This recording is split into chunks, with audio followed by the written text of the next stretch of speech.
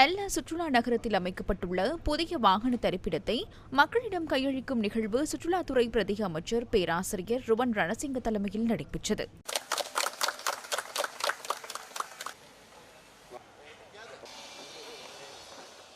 எல்ல